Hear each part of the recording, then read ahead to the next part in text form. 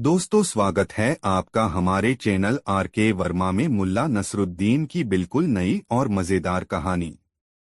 एक दुआ कबूल हुई।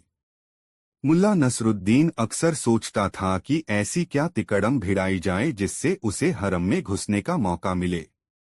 वह खुदा से दुआएं करता कि या खुदा तूने कई मुश्किल मौकों पर मेरी मदद की है, इस बार भी कोई ऐसा रास्ता निकाल जो मैं अपनी मासूम गुलजान को इसके चंगुल से बचा सकूं। उस बूढ़े बाप की दुआ कबूल कर मेरे अल्लाह, जिसका कलेजा अपनी बेटी के लिए तड़प रहा है। और फिर एक दिन जैसे खुदा ने उसकी दुआ कबूल कर ली। गुमसुम मुल्ला नसरुद्दीन अपने कमरे में बैठा था कि तभी एक सैनिक ने आकर द्वार खटखटाया और अमीर का संदेश दिया कि मौलाना शाही बाग में अमीर के हुजूर में हाजिर हों। मुल्ला नसरुद्दीन तुरंत उनके हुजूर में हाजिर हुए। जाकर देखा, अमीर एक दरख्त के नीचे आराम फरमा रहे थे, लेकिन थे बड़े उदास और गमगीन। मुल्ला नसरुद्दीन ने सलाम अर्ज किया और पूछा, गुस्ताखी माफ हो आलम पना, क्या ये खाकसार जान सकता है कि हुजूर किस गम में डूबे हैं और बंदे को किस सबब से याद किया है? हम बहुत परेशान हैं मौलाना, दुनिया जहान से परेशान हैं। हमें लगता है कि हम बादशाह हैं ही नहीं, अमीर अत्यधिक दुहखी स्वर में बोले। ऐसी क्या बात है जहां पनाह, चौंकने की शानदार एक्टिंग करते हुए मुल्ला नसरुद्दीन ने पूछा, बंदे के होते आप इस प्रकार दुहखी हैं, यह तो मेरे लिए बड़ी गैरत की बात है। यूं तो बहुत परेशानियां हैं मौलाना, मगर हमारी सबसे बड़ी सिरदर्दी हमारी नई रखैल है। न नई रखैल? इस बार मुल्ला नसरुद्दीन के चेहरे पर तेजी से चिंता के भाव उभरे। क्या हुआ उसे जहां पना? क्या किया उसने? क्या हरम से भाग गई? नहीं नहीं मौलाना, यह बात नहीं है। अमीर बोले, दरअसल उसने पिछले 3 दिनों से खाना नहीं खाया है, वह बीमार है। शायद उसकी जान भी खतरे में हो। हमें उसकी बहुत चिंता है। यदि हम एक बार भी उसके साथ हम बिस्तर हो लेते तो हमें उसकी बीमारी या मौत का शायद इतना गम न होता, मगर अब तुम हमारी परेशानी का खुद अंदाजा लगा सकते हो मौलाना। यदि ऐसी बात थी तो मुझे पहले क्यों नहीं बताया गया मेरे आका? आखिर यह आलिम हकीम मौलाना हुसैन किस मर्ज की दवा है मेरे आका? आप बिल्कुल भी चिंता न करें, हकीम मौलाना हुसैन के होते कोई बीमारी चाहे कितनी ही खतरनाक क्यों न हो, उसका कुछ नहीं बिगाड़ सकती। मौलाना हुसैन, अमीर ने अपनी कुर्सी पर बेचैनी से ने पहलू बदला और बोला, क्या तुम पूरे विश्वास से कह सकते हो कि वह तुम्हारे इलाज से बच सकती है? माँ दौलत अच्छी तरह जानते हैं कि बगदाद से बुखारा तक मेरे जैसा दूसरा कोई होशियार हकीम नहीं है। खम ठोककर मुल्ला नसरुद्दीन ने कहा। जाओ मौलाना हुसैन, जाओ, उसके लिए अच्छी दवा तैयार करो। अमीरे आजम, अब मुल्ला नसरुद्दीन ने अपना पत्ता फेंका, पहले मुझे रोगी से मिलकर उसके रोग का पता लगाना होगा, उसका परीक्षण करना होगा।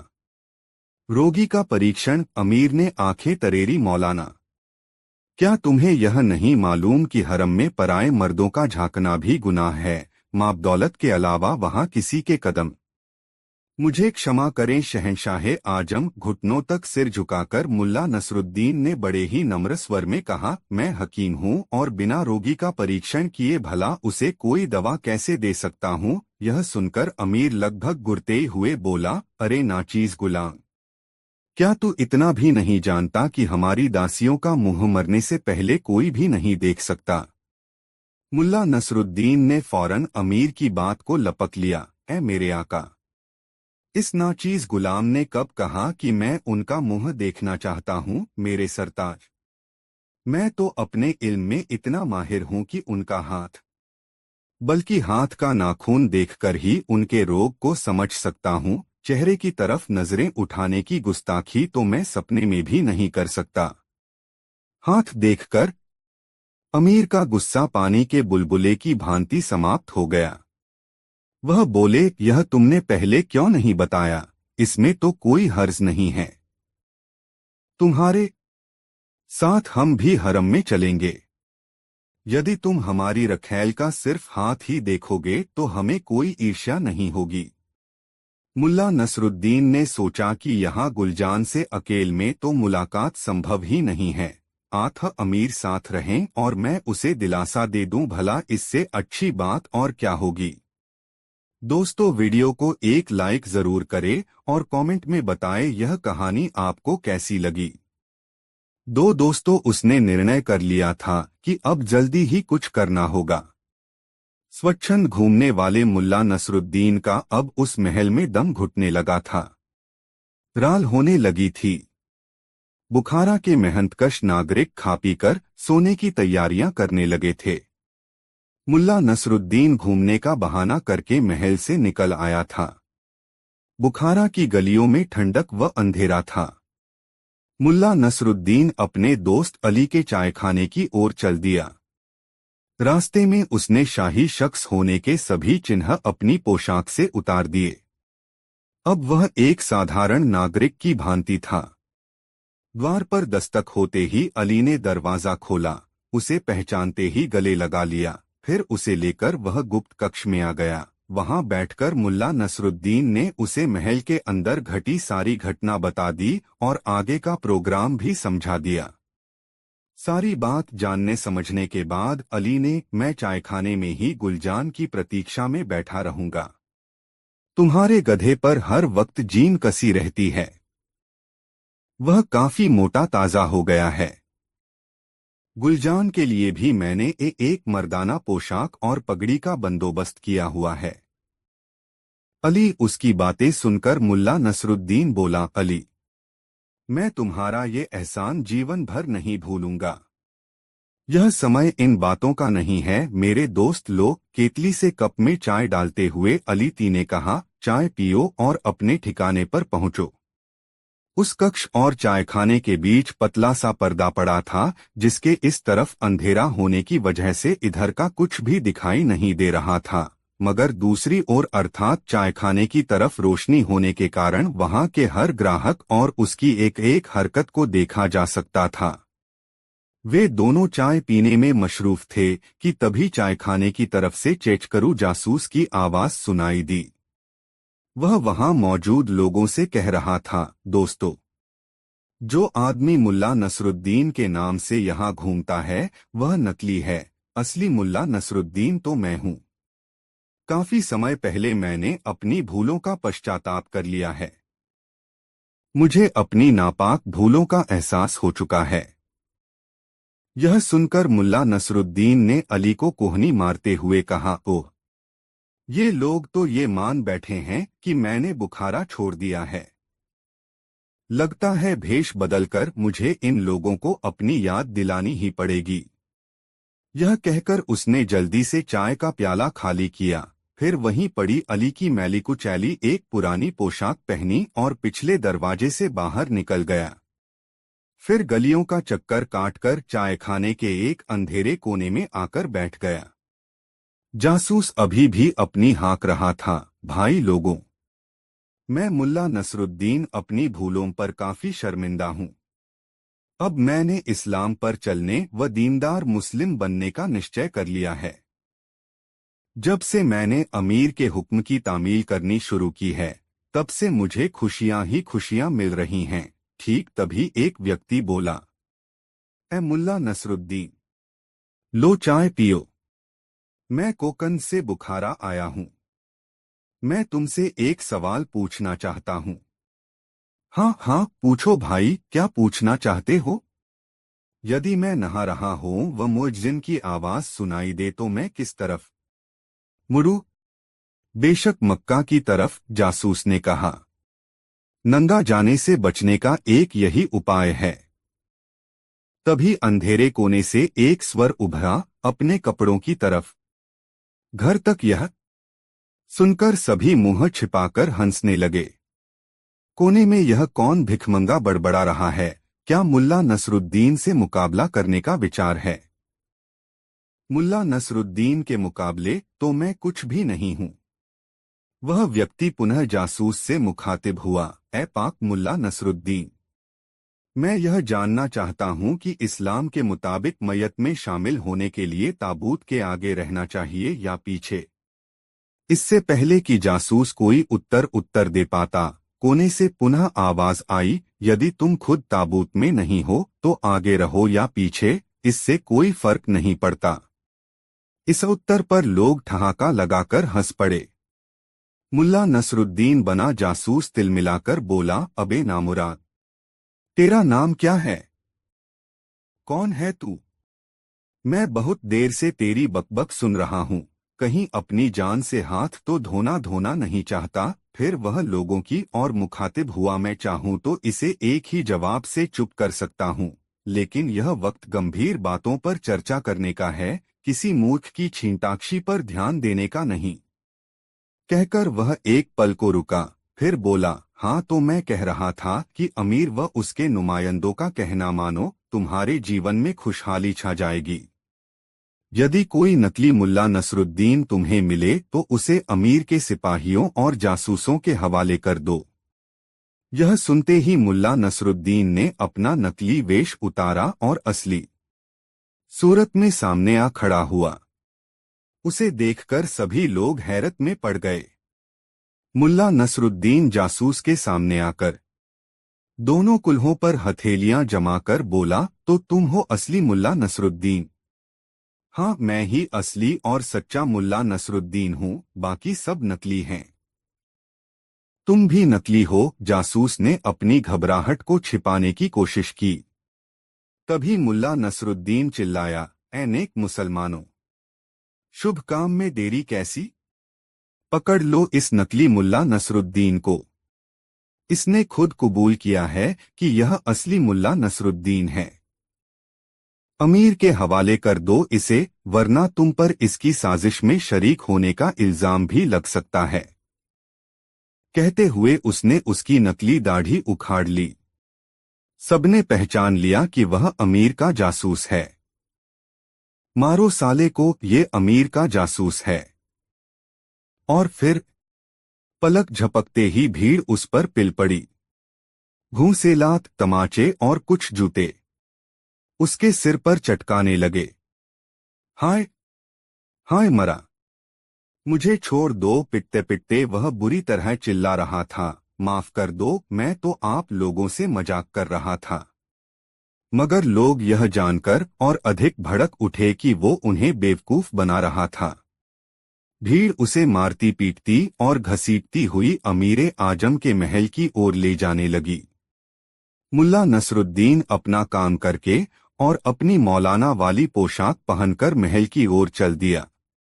मुल्ला नसरुद्दीन ने महल में पहुंचकर देखा कि चेचकरू जासूस जमीन पर पड़ा जख्मी हालत में कराह रहा है। उसके पास लालटेन लिए अरसला बेग खड़ा है। क्या बात है अरसला बेग? बड़ी ही नम्रता से मुल्ला नसरुद्दीन उर्फ मौलाना हुसैन ने पूछा, इतनी रात गए कैसे परेशान हो? बहुत बुरी खबर है मौलाना हुसैन साहब। वह बदमाश मुल्ला नसरुद्दीन फिर से बुखारा लौट आया है। उसने देखिए धरती पर पड़े चेचकरू जासूस की ओर इशारा करके कहा, देखिए उस काफिर ने हमारे सबसे होशियार जासूस की क्या हालत की है। मेरा यह जासूस मेरे ही हुक्म से खुद मुल्ला नसरुद्दीन बनकर लोगों में अमीर की वफादारी और मजहब की बातें बता रहा था, मगर उसका नतीजा यह निकला। तौबा तौबा। जासूस अपने जिस्म को सहलाते हुए बोला, मेरे बाप की तौबा जो अब मैं इस नामुराद के मामले में पड़ूं। मैं तो अब यह शहर ही छोड़कर चला जाऊंगा। शुक्र कर पाजी। उसकी हालत देखकर मुल्ला नसरुद्दीन दिल ही दिल में बोला, अगर महल कुछ दूर होता तो लोगों ने तुझे जिंदा नहीं छोड़ना था। दोस्तों वीडियो को एक लाइक जरूर करें। दोस्तों प्रतीक्षा की घड़ियां जल्दी ही समाप्त हो गईं और वह घड़ी आ पहुंची जब मुल्ला नसरुद्दीन को अमीर के हरम में घुसने का हसीन मौका मिल गया। गुलजान को एक नजर देखने के लिए उसकी आंखें तरस रही थीं। हरम के मुख्य द्वार तक आते आते मुल्ला नसरुद्दीन ने रास्ते का पूरा नक्शा अपने दिमाग में बैठा लिया था। पूरे रास्ते में सख्त पहरा था। हिजरा उन्हें लेकर एक कमरे में आया। कमरे के बीचों बीच एक पर्दा लटक रहा था। उस बेशकीमती पर्दे के पीछे गुलजान एक नर्म बिस्तर पर बैठी थी। जीने पर्दे के पार उदास और गुमसुम बैठी गुलजान को मुल्ला नसरुद्दीन साफ साफ देख रहा था। अपनी प्यारी गुलजान को देखकर मुल्ला नसरुद्दीन के सीने में हुक सी उठी और उसका दिल चाहा कि पर्दा हटाकर अंदर घुसे और अपनी गुलजान को सीने से लगा ले, मगर चाहकर भी वह ऐसा न कर सका। किसी प्रकार उसने अपने पर काबू पाया और धीरे से गुलजान को पुकारा। गुलजान! उसकी आवाज सुनते ही गुलजान के मुख से हैरत और दहशत भरी चीख निकल पड़ी।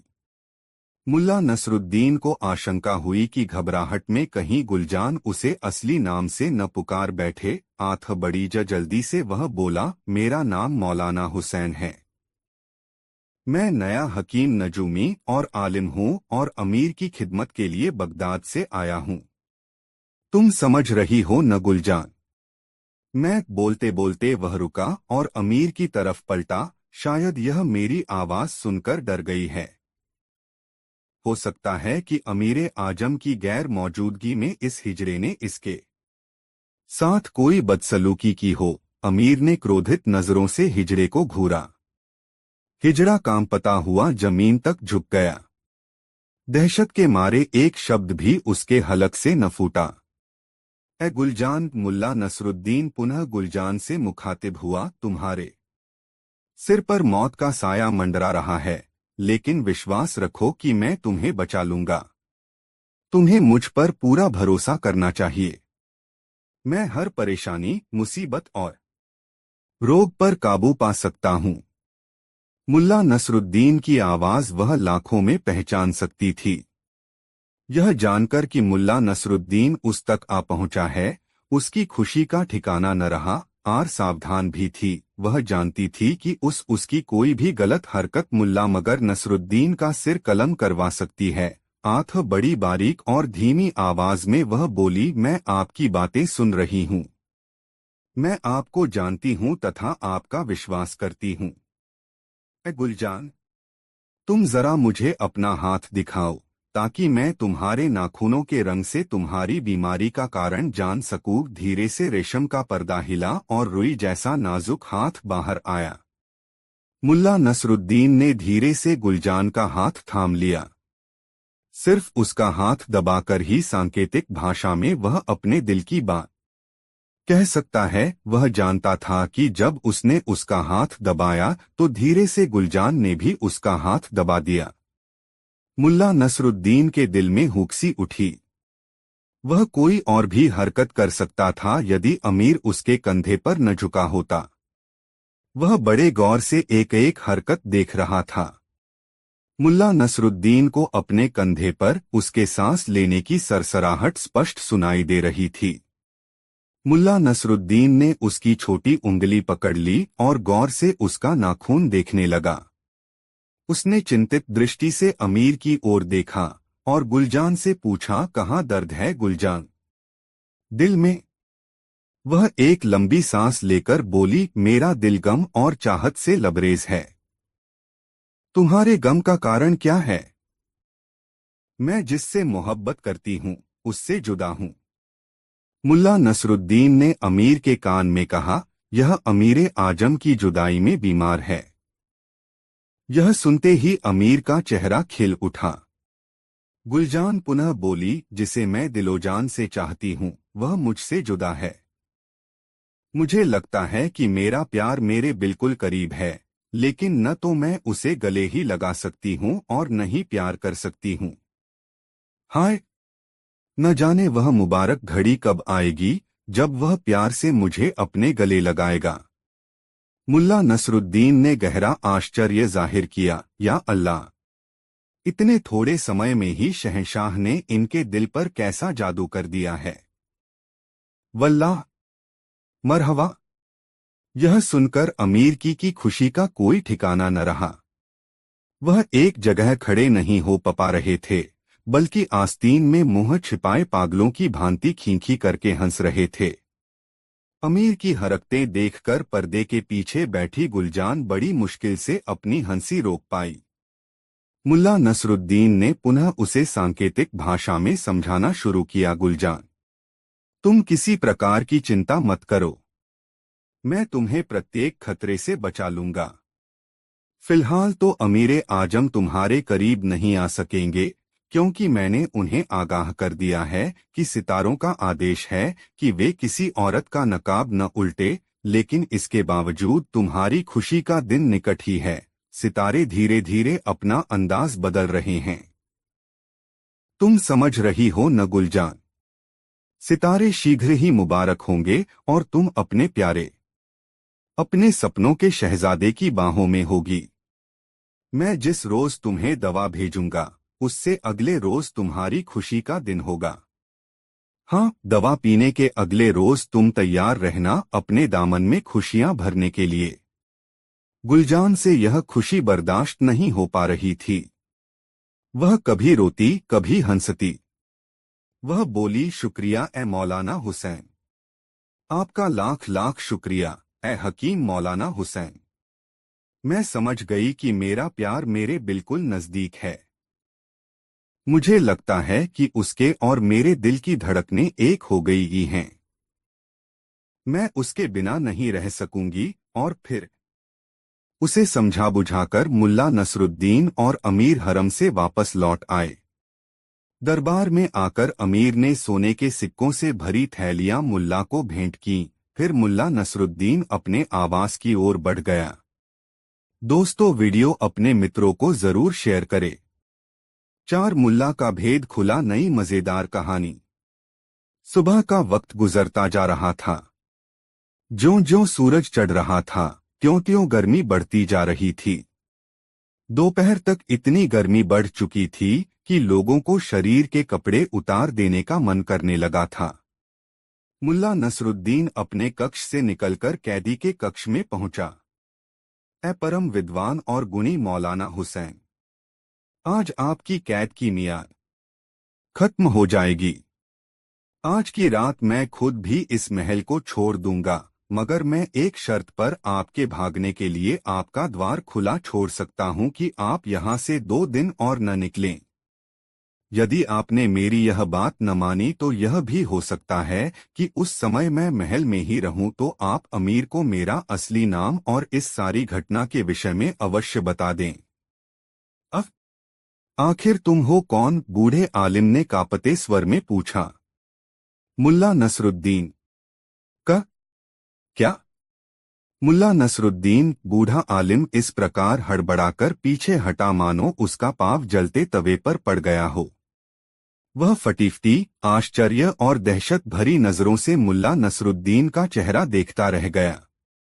आतंक की हालत यह थी कि भय के मारे उसकी घिघी बंध गई। मुंह से आवाज तक नहीं निकली। मुल्ला नसरुद्दीन ने अब अधिक देर वहां रुकना मुनासिब न समझा। वह आहिस्ता से कक्ष से बाहर आ गया। वह कमरा एक मीनार में बना हुआ था। इसके नीचे सिपाहियों का पहरा था।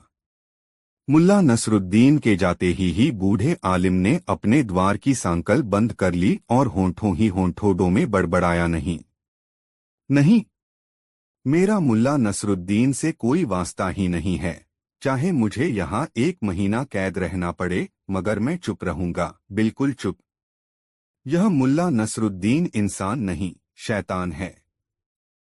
दोस्तों, वीडियो को एक लाइक जरूर करें। 5 मुल्ला का असली रूप। दोस्तों, खुले मैदान में अमीर ने अपनी अदालत लगाई। सुबह होते ही ऐलान करवा दिया गया कि आज मुल्ला नसरुद्दीन को पनाह देने वालों को कठोर दंड दिया जाएगा। 8,000 नागरिक वहां एकत्रित हो गए थे। जब अमीर और बाकी ओहदेदारों ने अपने अपने आसन संभाल लिए तो कैदियों को पेश किया गया। उन्हें देखकर प्रधानमंत्री बख्तियार बोला, इन लोगों में नयाज कुम्हार, अली चायवाला और यूसुफ लोहार आदि को कानून का दोषी पाया गया है। इन लोगों का दोष यह है कि इन्होंने अमन में खलल डालने वाले फूट डालने वाले शरारत पसंद काफिर इंसान मुल्ला नसरुद्दीन को पनाह देकर गुनाह किया है। अब अमीर का हुक्म है कि बहुत दिनों तक मुल्ला नसरुद्दीन को अपने घर में पनाह देने वाले नयाज कुम्हार को सबसे पहले मौत की सजा दी जाए, इसका सिर कलम कर दिया जाए। याद रहे, फिर वह भीड़ से मुखातिब हुआ, भविष्य में मुल्ला नसरुद्दीन को पनाह देने वाले हर व्यक्ति को सजा मिलेगी। उसे जल्लादों को सौंप दिया जाएगा। यदि कोई अपराधी मुल्ला नसरुद्दीन का पता बताएगा तो उसकी सजा माफ कर दी जाएगी और उसकी इच्छा से अन्य अपराधियों को भी माफ कर दिया जाएगा। इसके बाद बख्तियार नयाज कुम्हार की ओर घूमा। नयाज, क्या तुम अपनी जान के बदले मुल्ला नसरुद्दीन का पता बताते हो? हरगिज नहीं, दृढ़ता से बूढ़े नयाज ने कहा। यह सुनते ही जल्लाद उसे घसीटकर लकड़ी के कुंदे तक ले गए। बूढ़े नयाज ने सिर झुकाकर कुंदे पर रख दिया। ठहरो, तभी मुल्ला नसरुद्दीन भीड़ को चीरता हुआ तख्त पर जा पहुंचा। वह तख्त पर पहुंचकर काफी तेज आवाज में चीखा, शहंशाहे आजम, जल्लादों को हुक्म दें कि तामील रोक दी जाए। मैं अभी और यहीं मुल्ला नसरुद्दीन को पकड़कर दिखा दूंगा। अमीर ने आश्चर्य से जल्लादों को रुकने का संकेत किया। जल्लादों के कुल्हाड़ी लिए हाथ नीचे आ गए। मुल्ला नसरुद्दीन पुनः बुलंद आवाज में बोला, अमीरे आजम, क्या इन नाचीज पनाह देने वालों को सजा देनी उचित होगी?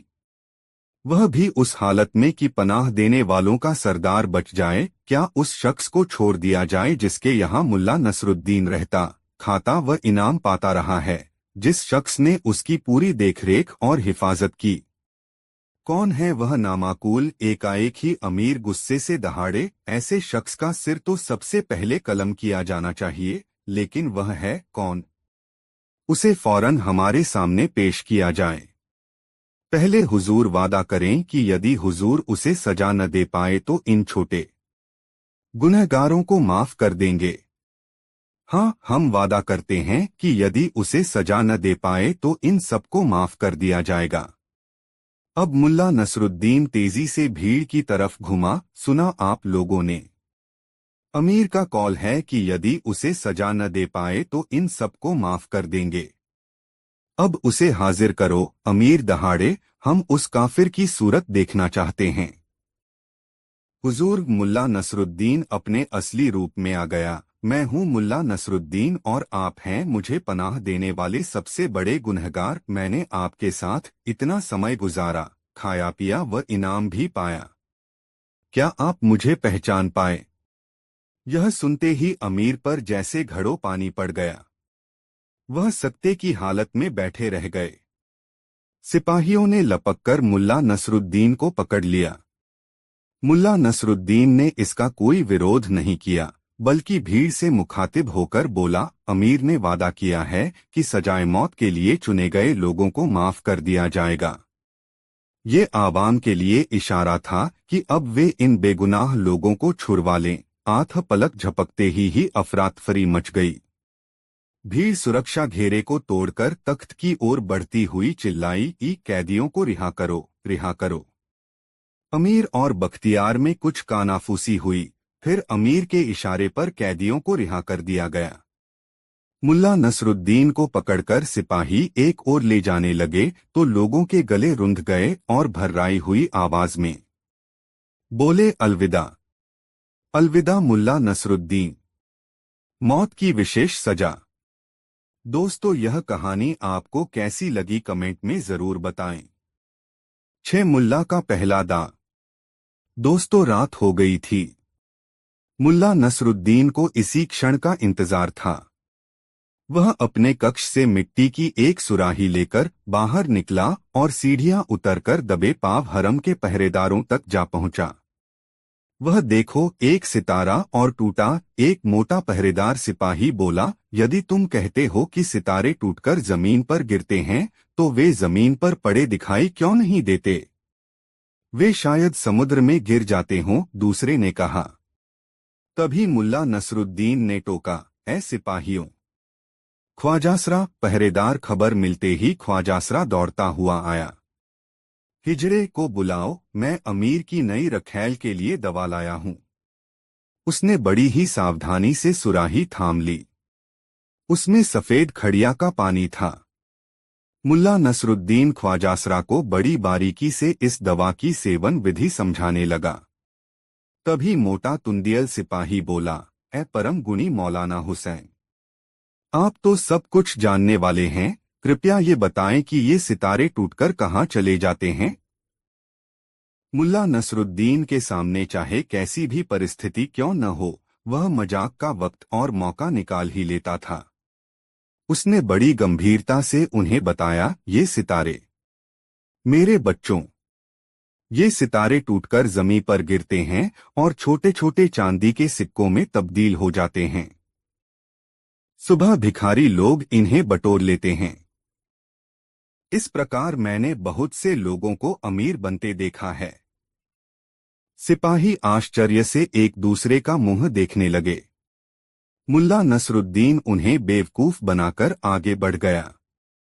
उसे इस बात का बिल्कुल पता न था कि यह मूर्खतापूर्ण तुक्का भविष्य में उसके लिए बड़ा ही कारगर साबित होने वाला है।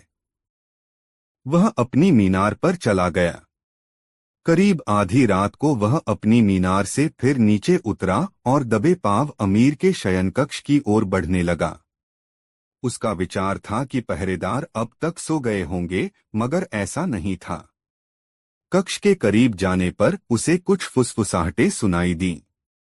काश, एक पहरेदार कह रहा था, काश यहां भी कोई सितारा टूटकर गिर जाता तो हम भी अमीर बन जाते।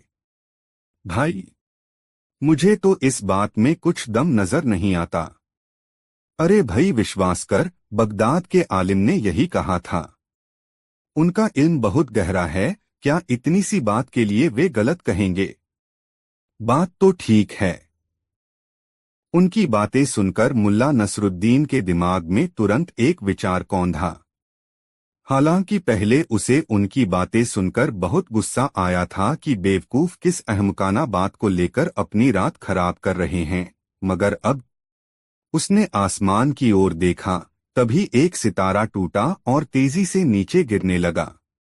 मुल्ला नसरुद्दीन ने तुरंत अपनी जेब से एक सिक्का निकालकर पहरेदारों की ओर उछाल दिया। कुछ सुना तुमने? पहले पहरेदार ने कांपती आवाज में पूछा। हाँ, सुना तो। तभी मुल्ला नसरुद्दीन ने दूसरा सिक्का फेंका।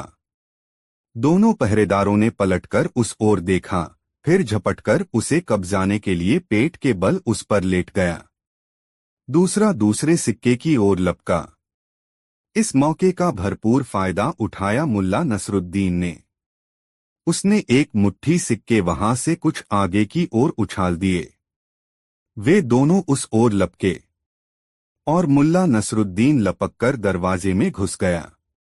कुछ ही पलों बाद वह हरम में गुलजान के कक्ष में था। उसे देखते ही गुलजान उससे लिपट गई, मगर यह समय प्यार मोहब्बत का नहीं था। मुल्ला नसरुद्दीन ने कहा, जल्दी करो गुलजान, यह समय प्यार मोहब्बत का नहीं है। ख्वाजासरा बेफिक्री की नींद सोया पड़ा था। मुल्ला नसरुद्दीन गुलजान को लेकर दरवाजे पर पहुंचा। वे दोनों सिक्के बटोरने के बाद अब आसमान की ओर ताक रहे थे। मुल्ला नसरुद्दीन ने एक मुट्ठी सिक्के अपनी दाहिनी ओर उछाल दिए। खनखनाहट की आवाज होते ही सिपाही उधर लपके और इधर बिना एक पल भी गवाए मुल्ला नसरुद्दीन गुलजान को लेकर अपनी मीनार की ओर लपका। कुछ पलों बाद ही वह सही सलामत मीनार पर स्थित अपने कक्ष में था। उसके कमरे की खिड़की से एक रस्सा महल के पिछवाड़े की ओर लटका था। उसने गुलजान को समझाया कि उसे क्या करना है, मगर इतनी ऊंचाई से गुलजान घबराई। घबराओ मत गुलजान, कुछ नहीं होगा। बड़ी मुश्किल से समझा बुझाकर उसने गुलजान को रस्सी के सहारे उतार दिया। हामफती कामपति गुलजान नीचे उतरने लगी और जब उसके पांव जमीन पर टिक गए तो मुल्ला नसरुद्दीन ने खिड़की पर आधा झुककर फुसफुसाया, जाओ गुलजान, वहीं जाना जहां मैंने तुम्हें बताया है। गुलजान तेजी से एक ओर भाग गई। दोस्तों, वीडियो को एक लाइक जरूर करें। 6 मुल्ला की लिखावट नई मजेदार कहानी। मुल्ला नसीरुद्दीन की अपने गांव में बड़ी ख्याति थी। उसे लोग विद्वान मानते थे। मुल्ला कितना पढ़ा लिखा था यह कोई नहीं जानता था, मगर उसकी हाजिर जवाबी के कायल थे उसके गांव के लोग। बचपन में मदरसे से गायब रहने के लाख बहाने होते थे उसके पास। मदरसे के मौलवी के प्रश्नों का जिस कुशलता से उत्तर देकर वह कक्षा से गायब रहने का दंड भुगतने से बच जाता था, उसकी दूसरी मिसाल खोजने से भी नहीं मिलेगी। बस अपनी कुशाग्र बुद्धि और हाजिर जवाबी के कारण वह बचपन में ही होनहार मान लिया गया था और उसी के बूते जवानी में विद्वान कहा जाने लगा। मुल्ला नसीरुद्दीन पढ़ता लिखता न भी हो, मगर पढ़ने लिखने वाला दिखता अवश्य था। उसकी नुकीली दाढ़ी और नोकदार टोपी उसके बुद्धिजीवी होने की गवाही देते थे। बचपन से ही वह बुद्धिबल के सहारे जीता रहा। गांव में उसकी साख ऐसी हो गई कि अगर किसी को वृद्धि की बातें समझने की जरूरत होती या किसी उलझन से निकलने के लिए तरकीब की जरूरत होती तो वह मुल्ला नसीरुद्दीन के पास आ जाता, और वह भी बड़े सूफियाना अंदाज में समस्याओं का निदान सुझा देता। भोले भाले ग्रामीणों को इस बात से मतलब नहीं था कि कितना पढ़ा है। उन्हें जरूरत तो केवल इस बात की थी कि वक्त जरूरत उनकी समस्याओं का निदान बताता रहे। गांव में मुल्ला नसीरुद्दीन की बुद्धि और ज्ञान की प्रसिद्धि ऐसी थी कि अगर किसी से पूछा जाता कि इस गांव में सबसे विद्वान कौन, तो जवाब मिलता मुल्ला नसीरुद्दीन। और यदि यह पूछा जाता सबसे बुद्धिमान कौन, तब भी जवाब होता मुल्ला नसीरुद्दीन। एक दिन मुल्ला नसीरुद्दीन अपने दरवाजे पर बैठा कुछ पुश्तैनी दस्तावेज देख रहा था। तभी उसके पास गांव का एक बुजुर्ग आदमी आया। उस बुजुर्ग को आया देख मुल्ला नसीरुद्दीन ने उससे पूछा, क्यों सुभान दादा, कैसे आए? घर में तो सब ठीक ठाक है न? मेरी दादी जी कैसी हैं? हाँ बेटा, मैं ठीक हूँ। घर में अमन चैन है। तुम्हारी दादी जी भी ठीक हैं। मगर अब बूढ़ी हड्डियों का क्या कहना? अभी ठीक हैं। तो ठीक हैं, 2 पल के बाद क्या होगा कौन जाने, बुजुर्ग ने कहा।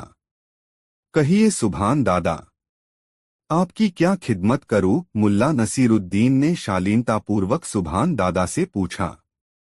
खिदमत क्या करोगे बेटा, बस एक खत मेरे कलीमुल्लाह के नाम लिख दो।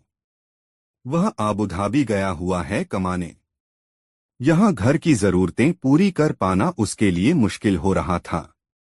किसी तरह उसने आबुधाबी जाने का रास्ता तैयार किया और वहाँ काम करने चला गया। मजदूरी यहाँ भी करता था और वहाँ भी करता है। अंतर बस यह है कि अब उसे तनख्वाह अच्छी मिल जाती है। 1.5 साल हुए उसे वहाँ गए।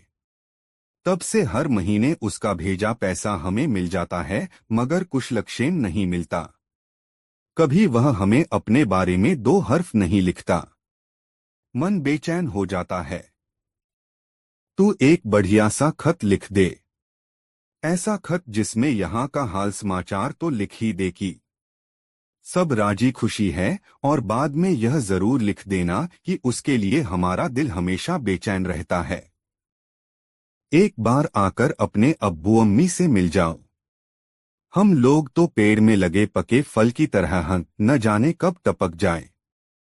मुल्ला नसीरुद्दीन ने बुजुर्ग की बातें बहुत मुतमईन होकर सुनी।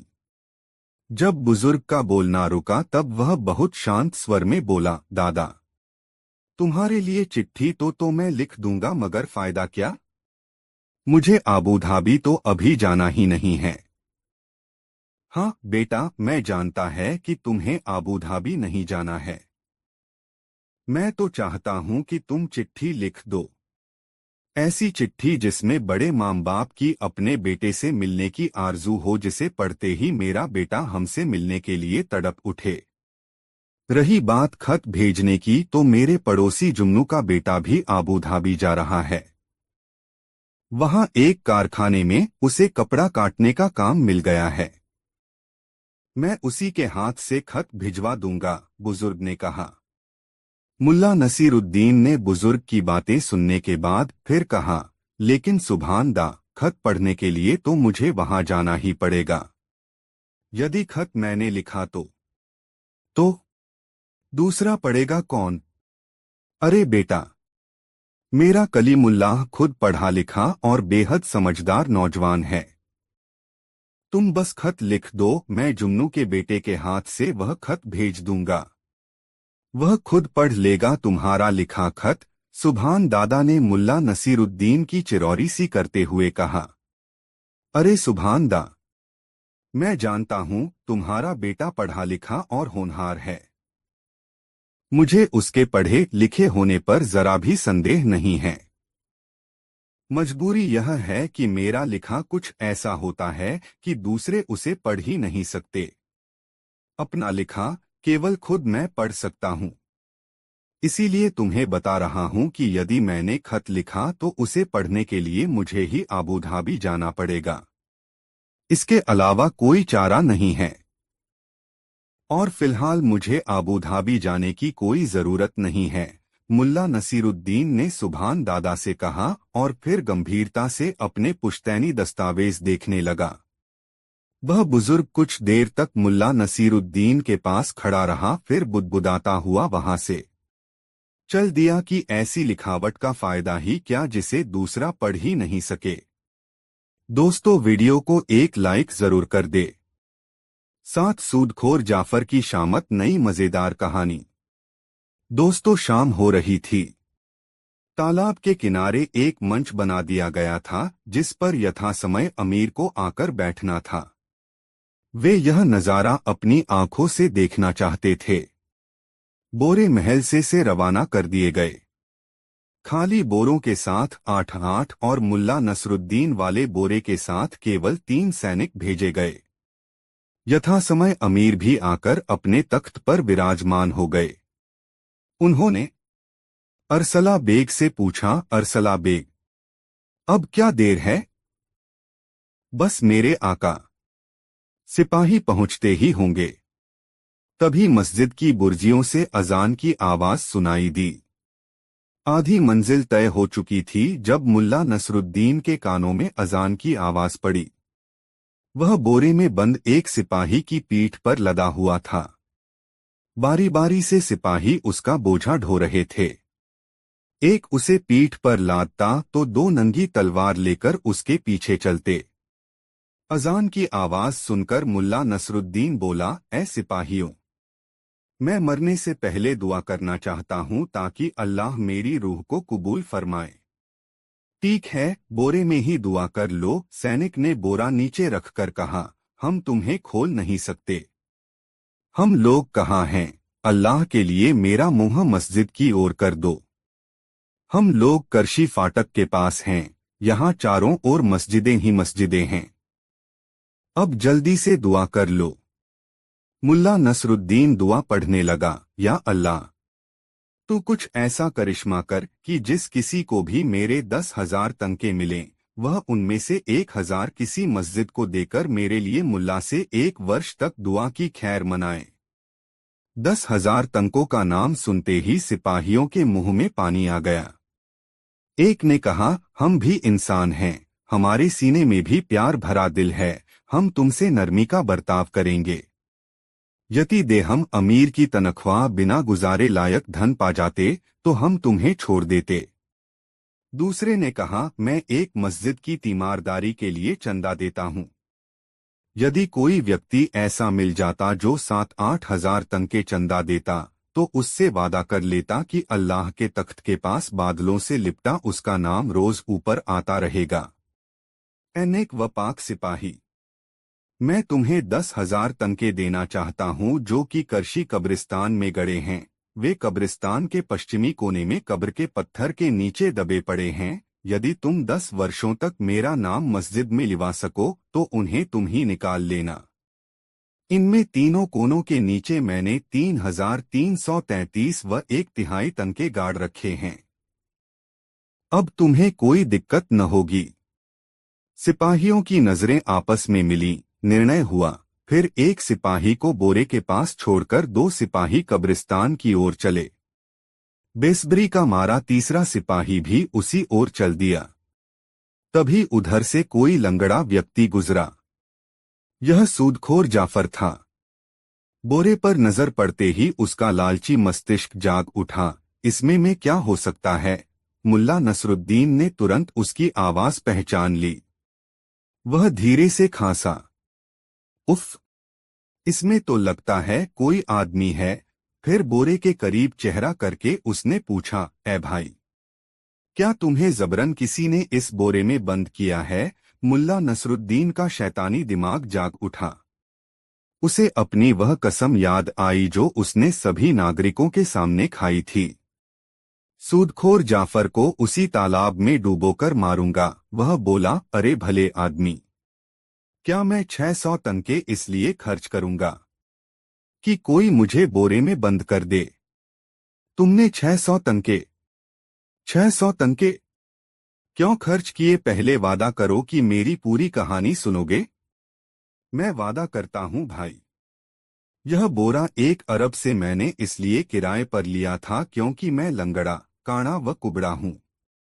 मेरी प्रेमिका का बाप मुझे पसंद कर सके, इसलिए मैं इस बोरे में बंद हो गया। इस बोरे की खासियत यह है कि इसमें 4 घंटे बंद रहकर कोई भी आदमी विकार रहित और सुंदर हो जाता है। अब मुझे ही देख लो, मैं बिल्कुल ठीक और खूबसूरत हो गया हूं।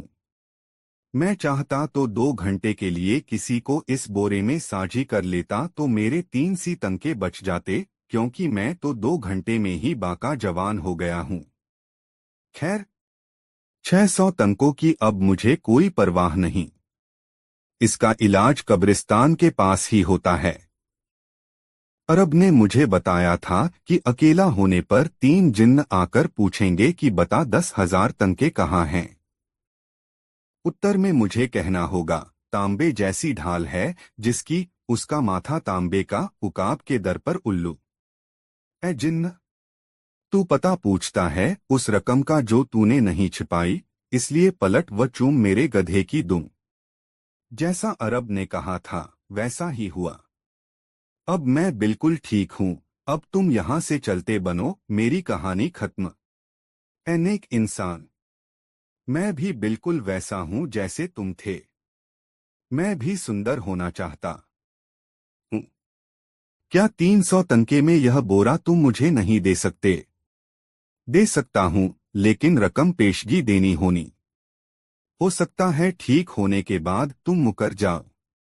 बेशक बेशक, पेशगी ले लो। उसने जल्दी जल्दी बोरे का मुंह खोला। मुल्ला नसरुद्दीन खटाक से बाहर आ गया।